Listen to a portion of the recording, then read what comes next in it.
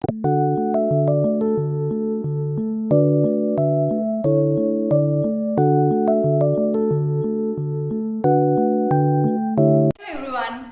Today we are going to talk about PCOD, PCOS, Polycystic Ovarian Syndrome या फिर Polycystic Ovarian Disease. तो ये एक ओवरी का डिजीज है. 10 में से एक फीमेल इसे सफर करती है. ठीक है. तो इसमें बेसिकली आपकी ओवरी का साइज बहुत इंक्रीज हो जाता है बहुत सारे सिस्ट की वजह से, जो कि फ्लूइड फिल्ड सैक्स होते हैं. ठीक है. हर एक सैक में एक इमेच्योर एग होता है जो कभी इनफ मेच्योर नहीं हो पाता ओव्यूलेशन के लिए. ठीक है. एट द सेम टाइम लड़कियों को बहुत प्रोलॉन्ग पीरियड्स होते हैं, काफी टाइम तक पीरियड्स नहीं आते या फिर बहुत जल्दी जल्दी पीरियड्स आते हैं, जैसे प्रॉब्लम्स भी आते हैं. और एक और चीज, ये जो सिस्ट होते हैं कैंसरस नहीं होता. इट्स नॉट लाइक अगर आपको पीसीओडी है, सिस्ट है, तो आपको कैंसर हो जाएगा, नहीं. पर आपके हार्मोनल इम्बैलेंस हो जाता है, टेस्टोस्टेरोन बढ़ जाता है, इंसुलिन रेजिस्टेंस. तो पीसीओडी बेसिकली 2 हार्मोन के इम्बैलेंस से होता है. एक होता है इंसुलिन के इम्बैलेंस से, उसे इंसुलिन रेजिस्टेंस भी बोलते हैं, उसके बारे में आगे आपको बताऊंगी. और एक है टेस्टोस्टेरोन इंक्रीज हो जाने की वजह से बॉडी में, फीमेल बॉडी में, उसे हम लोग एंड्रोजन भी बोलते हैं. तो जिस भी लेडी में एंड्रोजन या फिर टेस्टोस्टेरोन ज्यादा होता है, तो आप देखोगे कि उसके फेशियल हेयर्स आने लगेंगे. ठीक है.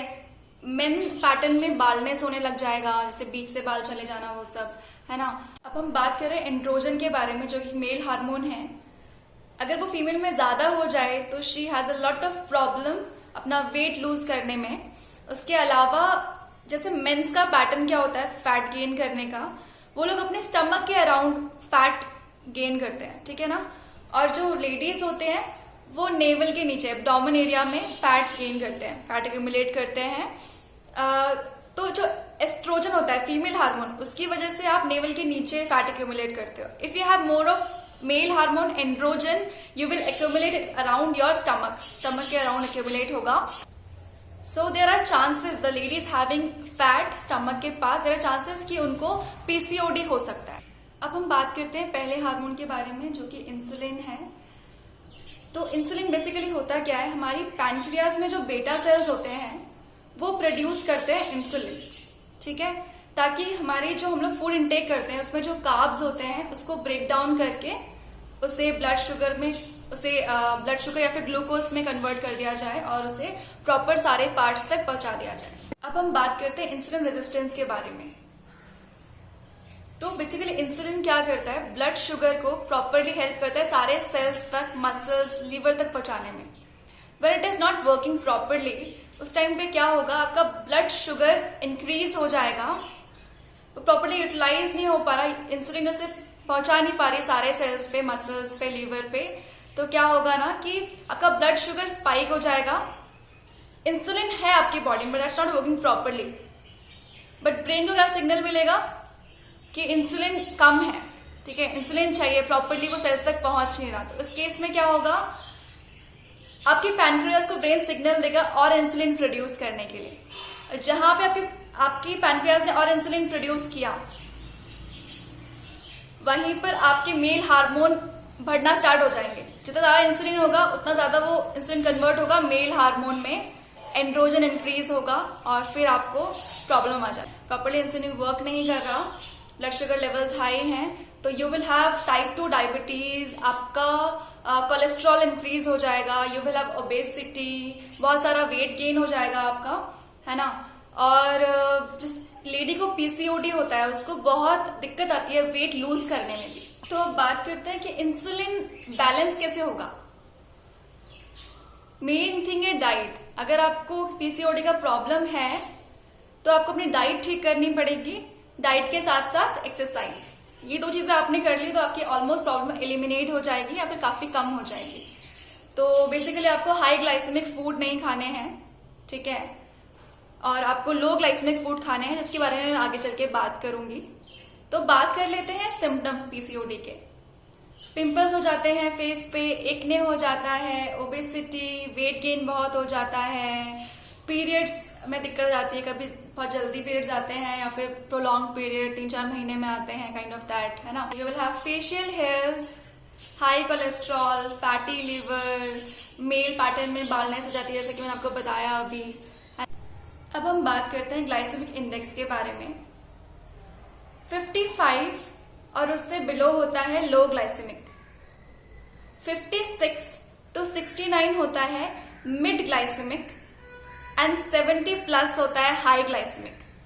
जितना ज्यादा ग्लाइसेमिक फूड होगा उतना ज्यादा वो आपके ब्लड शुगर को एकदम से स्पाइक करेगा। तो ब्लड शुगर उतना ज्यादा आपका इंसुलिन भी स्पाइक होगा, है ना, उतना ज्यादा आपका मेल हार्मोन प्रोड्यूस करेगा बॉडी। तो सब चीज इंटर रिलेटेड है। तो ट्राई करना है लो ग्लाइसेमिक फूड खाने का, है ना, और हाई ग्लाइसेमिक फूड अवॉइड करने के लिए। लो ग्लाइसेमिक फूड टाइम लेते हैं डाइजेस्ट होने में, है ना, आपकी बॉडी में ज्यादा टाइम तक रहते हैं। आपको एकदम से ज्यादा भूख नहीं लगती लो ग्लाइसेमिक फूड खाने के बाद। लेट से आप चपाती खाते हो, आपको एकदम से भूख नहीं लगेगी, धीरे धीरे एब्जॉर्ब होगा आपकी बॉडी में। और वहीं पे आप राइस खाओगे तो आपकी बॉडी में एकदम से एब्जॉर्ब हो जाएगा, ग्लूकोज में कन्वर्ट तो हो जाएगा, बट इट्स नॉट हेल्दी। आपको फैट्स भी आएंगे and you will feel a lot hungry after that, है ना, फैट्स भी इंक्रीज होगा।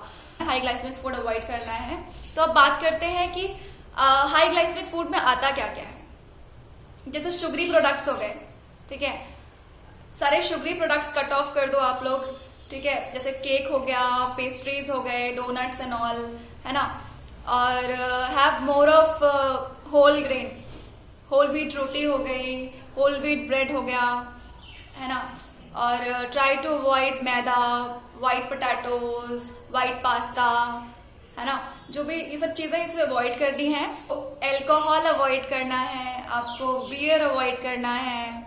उसके अलावा you have to avoid mangoes, pineapple हो गया, वाटरमेलन अवॉइड करना है। Avoid all processed and refined foods. जो वुमेन ट्राई कर रही है कंसीव करने के लिए, उनको सोए हो गया, टोफू, ये सब अवॉइड करना है। वे प्रोटीन भी अवॉइड करना है, थोड़ा कम प्रोटीन खाना है, बिकॉज ऑलरेडी आपकी बॉडी में मेल हार्मोन बहुत ज्यादा है, इससे वो और स्पाइक होगा, ठीक है।